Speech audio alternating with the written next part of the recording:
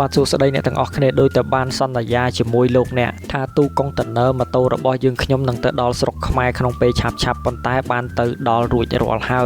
យទៅដល់នៅក្នុងថ្ងៃបោះឆ្នោតតែម្ដងអញ្ចឹងបើសិនជាពុកម៉ែបងប្អូនចង់ឃើញតែឃ្លាំងខ្ញុំមានម៉ូតូច្រើនប៉ុណ្ណាសូមចូលទៅក្នុងវីដេអូនេះជាមួយខ្ញុំទាំងអស់គ្នាបាទ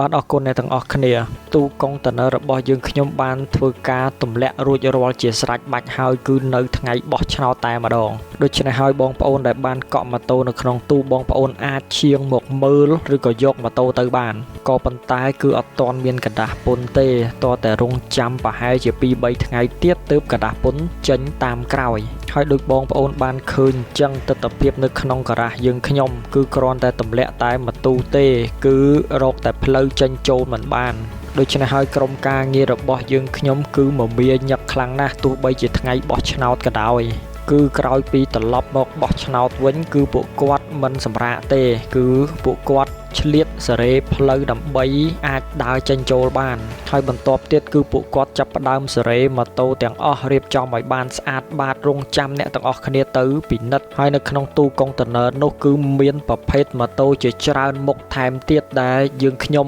មិនបានផ្សាយនៅក្នុង Facebook ហើយជាពិសេសគឺជាម៉ូតូ PCX ដែលម៉ូតូ PCX យើងបើសិនជាបងប្អូនបានទៅមើលគ្រប់ហាងនៅភ្នំពេញហើយបងប្អូនបានមកមើលម៉ូតូនេះនៅឃ្លាំងយើងខ្ញុំធានាថាស្អាតជាងគេបាទស្អាតជាងគេហើយបានគីឡូកុងទ័រប្រើប្រាស់តិចថែមទៀតបាទអញ្ចឹងក្នុងឱកាសនេះគឺខ្ញុំសូមអរគុណទៅក្រុមការងារយើងខ្ញុំដែលនៅស្រុកខ្មែរដោយពួកគាត់គឺមិនមែនចាប់ទុកត្រឹមតែជាអ្នកមកធ្វើការទេគឺខ្ញុំបាទចាប់ទុកគាត់ដូចជា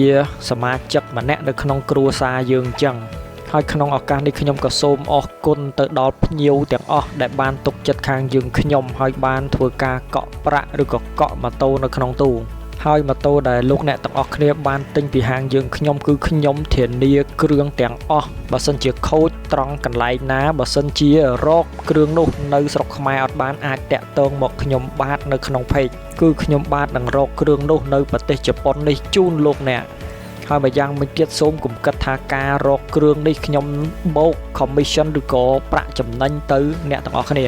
គឺអត់ទេបងប្អូនតម្លៃថ្លៃដើមនៃគ្រឿងបន្លាស់ដែលលោកអ្នកកំងខ្ញុំប៉ុណ្ណាគឺខ្ញុំប្រាប់ទៅលោកអ្នកទាំងអស់គ្នាវិញនៅតម្លៃនោះគឺមិនមានការបូកចំណេញពីលើទេហើយសេវាកម្មកំងគ្រឿងនេះគឺខ្ញុំបាទផ្ដល់ឲ្យតែអតិថិជនដែលទិញម៉ូតូនៅក្នុងហាងយើងខ្ញុំតែប៉ុណ្ណោះដូច្នេះហើយបើសិនជាបងប្អូនណាដែលទិញម៉ូតូពីហាងផ្សេងអញ្ចឹងសូមអធិស្ឋានផងគឺខ្ញុំមិនអាចធ្វើការកំងគ្រឿងជូនលោកអ្នកបានទេហើយបងប្អូនខ្លះប្រហែលជាខឹងហើយថាខ្ញុំមានប្រាក់ទេតើហេតុអ្វីបានជាមិនជួយទិញគ្រឿងឲ្យខ្ញុំផងគឺអត់ទេបងប្អូនព្រោះតែខាងនៅជប៉ុននេះក៏ខាងយើងខ្ញុំរវល់នៅក្នុងការរកគ្រឿងបន្លាស់ជូនអតិថិជនយើងហើយក៏រវល់នៅក្នុងការរកម៉ូតូដែលភ្ញៀវផ្សេងទៀតគាត់កំងផងដែរបាទអញ្ចឹងសូមអរគុណអ្នកទាំងអស់គ្នាហើយបើសិនជាចង់មើលម៉ូតូនៅក្នុងឃ្លាំងយើងខ្ញុំដែលទើបតែទម្លាក់លោកអ្នកអាចទៅដល់ទីតាំងយើងខ្ញុំផ្ទាល់នៅភ្នំពេញបានអញ្ចឹងសូមអរគុណអ្នកទាំងអស់គ្នានិងជួបគ្នាក្នុងវីដេអូក្រោយៗទៀត